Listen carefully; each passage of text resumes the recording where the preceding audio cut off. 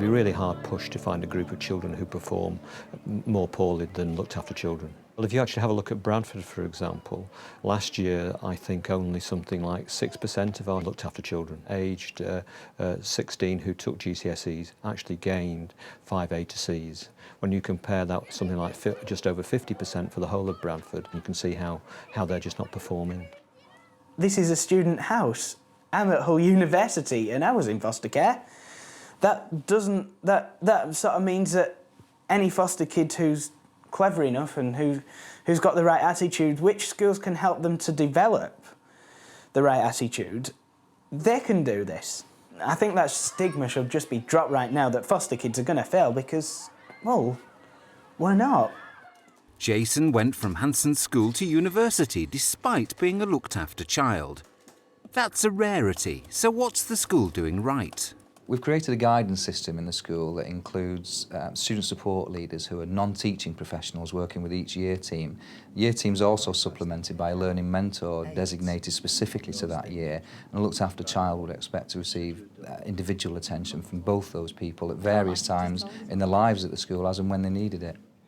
Looked after child Laura, who's 12, is now living with her mother and siblings. But since birth, she's moved house on average once every 4 months, a total of more than 40 times. If it could be abroad, anywhere in England, where would you like to be?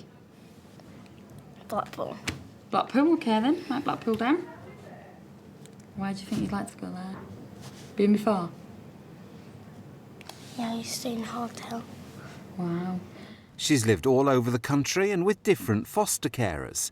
Laura suffers from mild epilepsy, and she's on the school's SEN action list. Right, so what's this one say? When I'm with a friend, I like to...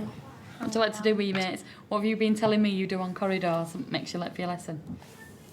OK. Chat in the corridors. Yeah, right, OK. Laura's unsettled background has unsurprisingly caused behavioural and emotional difficulties. Recently there has been a problem in some of her classes where she has been a distraction to others, and we've now decided to make a referral to our Student Development Centre so that she can get that extra one-to-one. I think lots of the reasons why she's causing a distraction in class are through frustration because she's struggling with her work, and if we can give her that support to get back on task so that she can access her work independently, then that's what we'd like to do. Right, Laura, we're going to be focusing on your maths and English because we think those are two of the most important subjects in school which you actually use in all your different lessons. And the type of work we're going to be doing is actually trying to make that maths and English a little bit more fun than it might be in some of the other areas. So what this is a worksheet where you've got to imagine that you're stranded on your own on a desert island, that you've been cast away, yeah? And we've got a list of different things that you can take on that desert island with you. What could we put?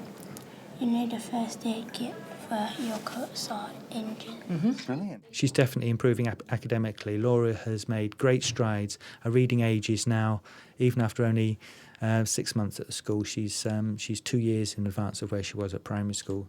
So we think things that we're doing are helping Laura. What do we always start a sentence with, Laura? Capital. With a capital letter. So we could put, what did you say, in case of cuts and bruises. Right, so what's the first letter we're going to put down of the first word? Capital F. Well done. So F, 4. So what's the next two letters there? Well done. I think the fact that Laura feels happy and content about school, and she feels much more confident in herself as a person.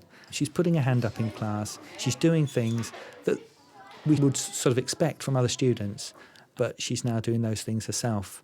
And I think that's got to be progress. The fact she's got a smile on her face in school, I think, is really good. As well as additional academic support, Laura's invited to year group meetings with teaching and support staff. Hi Laura, come in. OK, in. Come over here, I want you to take a seat here. Morning, Laura. Hi, Laura. Have you had a good morning? Yeah. Good. You had some good lessons this morning? Yeah. Good, that's excellent. Right, thank you for coming, Laura. Now, the reason that you're here this morning is because we've just had a review meeting about your progress in school. OK, now you've been attending Hanson since September last year, and we've had some difficulties along the way, but I feel, and the rest of the staff, as we've just been discussing this morning, feel that you've made some really positive progress in school. Yeah? Do you feel the same way? Yeah. OK, that's really good. We do know quite a lot about Laura's past, but there are things that obviously we won't be aware of. And that's why we've put support packages in place, such as learning mentors, so that if ever Laura feels that she needs to talk about those issues relating to things that have happened in the past, there is somebody that she can go and speak to. Your mentoring that you have with Donna, Donna's explained to us that your mentoring started off quite intensive. You had a lot of mentoring support in the beginning of the school year. And that's something that you've been able to, because you've taken more responsibility in school, we've been able to reduce. Yeah. Great stuff. And are you finding mentoring useful? Yeah. Yeah. What is it about mentoring that you like? When you have your chats with Donna about stuff in school, what sort of things do you like to talk about that helps? When there's something going on at home, I could just honestly speak to Donna about it. Yeah, that's good. And that helps to sort it out. You can think things through a lot if you do it that way, can't you? Yeah. Does Donna come up with really good advice then for you? Yeah. Ah, that's good. Transition for looked after children is a very, very difficult stage in their life. Children are coming from a primary school where there's maybe 350, 400 students, coming into a school where there's over 2,000 students. It's a very, very daunting experience. And we need to be aware of looked after children because they can get lost in the system. And so we need to, make sure that we've got the provisions in place. Decisions at these meetings, like Laura's referral to the Student Development Unit, are taken only after asking for the pupil's approval. And one of the things that we've been discussing this morning is that we feel that you would benefit from having some time in the Student Development Centre, working as part of a small, very small group of students to be able to improve your literacy, so your reading and writing, and also, as you just mentioned, help you with your maths as well. So one of the things, obviously, with your approval that we want to be able to do, Laura, is set up a place for you in the Student Development Centre. Do you think that's something that you'd like to do? The outcomes for kids in care is really poor, and essentially the older they get, the worse it becomes. So they do not too bad at Key Stage 1, but by the time they arrive at Key Stage 4, their outcomes are really poor. So pupils like Adam are closely monitored. He's been in care for 8 years and he's statemented. Now in Year 10, he's got a history of exclusions and difficult behaviour. The big problem now being discussed at his personal education plan review meeting is his poor attendance at business studies lessons. There are positives, but there are some negatives and some barriers that are getting into your way of your learning for you to achieve the best that you can do, and you're not daft. I know that you are an able young man, but at the moment you're not showing that. The bit on the positive side, the number of incidents has gone down quite dramatically, so that's positive. There's yeah, no more walking right. out of classrooms, for instance. You've got Which is good. The sort of areas we've looked at is Adam's inability to attend business studies, where he's having some problems at the moment. Looking at ways around that, finding out from Adam's perspective just what he thinks we could do as a year team to actually make things easier for him, and how we can facilitate, let's just say, a less traumatic movement in and out of class, and an engagement with the subject which he's more than capable of actually doing. Can I have 5 examples from the class? Braden.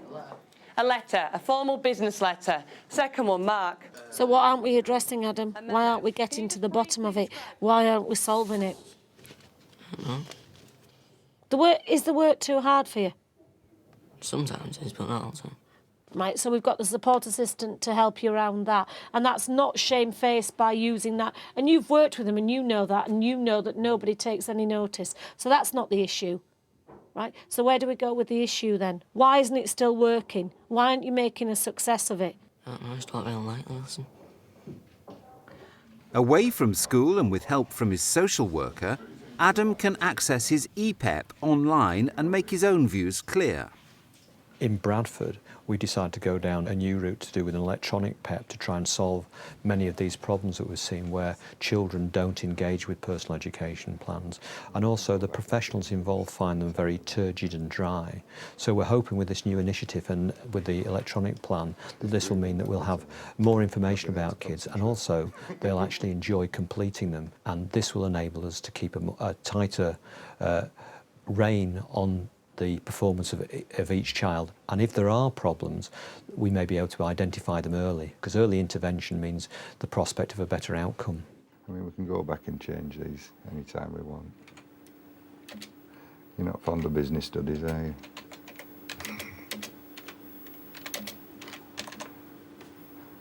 So you wouldn't have business studies. Is there nothing else you'd change? No.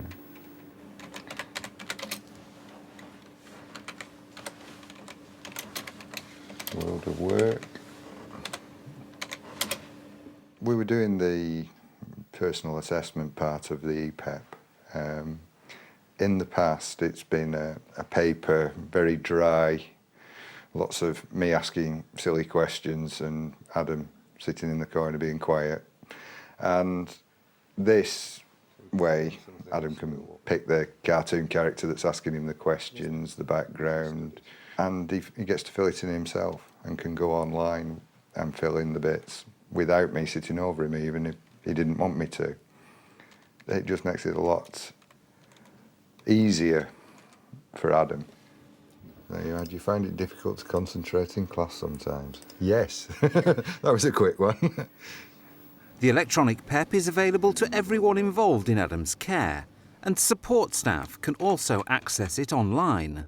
Morning, Lisa. Morning, Mr. I've just had a meeting with Mrs Barnett and Adam looking at updating his EPEP. Right, okay. So we've just we've put a bit of a support plan together as his special needs that we could do in school. So I don't suppose you'd pull up, I'll pull it up his now, look at EPEP, would you please? Basically, what we discussed, obviously in conjunction with Adam, is that we discussed his business support, his business studies class. Right. Shall I just put in other details? Other details will be that what I've said is because he fails to attend regularly and he's got a mindset of not attending, that I actually go and meet him, find him to make sure that he does actually attend. So I'll put Mr Whittingham. To locate Adam and sort of escort him really to class for the time being. The EPEP system is very new and early results are encouraging. For more information on EPEPs, log on to the Teachers TV website. I think that schools have a dual role to play, and I think we'd be naive to think that schools are islands where things aren't going on around them. It would be ideal if school only dealt with education issues, but in fact that's not reality. We all know there are other problems around outside there beating at the door of schools, and if we don't address them and put that into context with the school environment, then I think we'll be up to failure.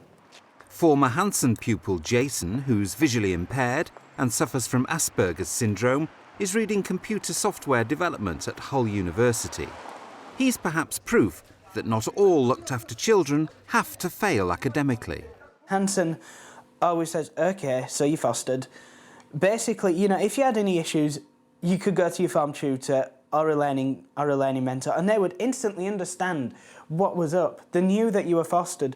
It was very good support. It was very good support. You weren't ever stigmatised by Hanson. Basically you had the same chance as everyone else, and you could pass if you wanted to do it. It was all down to you.